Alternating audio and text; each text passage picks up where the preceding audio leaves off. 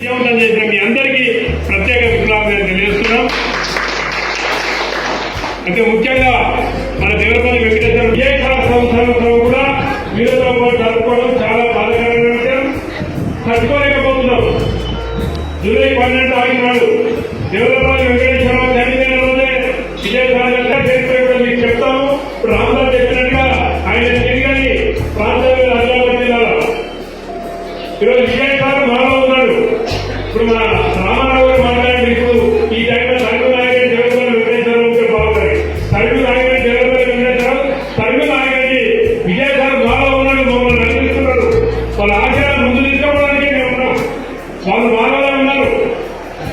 అంటే విజయసాగర్ గారు చాలా ఏరోనాటికల్ ఇంజనీర్, ఆశ్రమంలో ఏరోనాటికల్ ఇంజనీర్ చదివి ఎన్ఎస్సీలో ఉద్యోగం చేసాడు.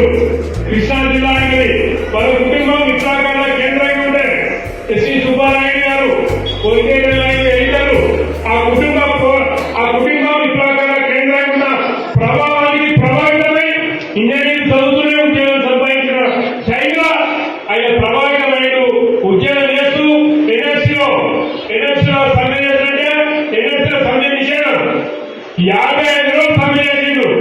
ఉమ్మడి రాష్ట్రంలో భారతదేశంలో పెద్ద ప్రభావం ఆ సమ్మె 55 మాత్రం కావాలని ఏ మాత్రం చదువులేని వాళ్ళని చేసుకునే వాళ్ళని విద్యావంతులు చేసి ఉద్యమంలో తీసుకొచ్చినటువంటి అక్కడ ఉన్నటువంటి ఉద్యమకారులను అక్కడ ఉన్నటువంటి చైతన్య గిరిజనులను కగాలి పేరట మనుషుల్ని మనుషులిస్తారు అని ఆ రోజు నుండి ఆ వారసత్వమే ఇవాళ పోరాటాలే అట్లా మాట్లాడినందుకు వాళ్ళు చంపినటువంటి వాళ్ళ యొక్క ప్రోత్సాహం కావచ్చు, లేదా రోజు పరిపాలిస్తున్నటువంటి పరిపాలన చేస్తున్నటువంటి విద్యా ప్రభుత్వాలు కావచ్చు, వాళ్ళు మంచి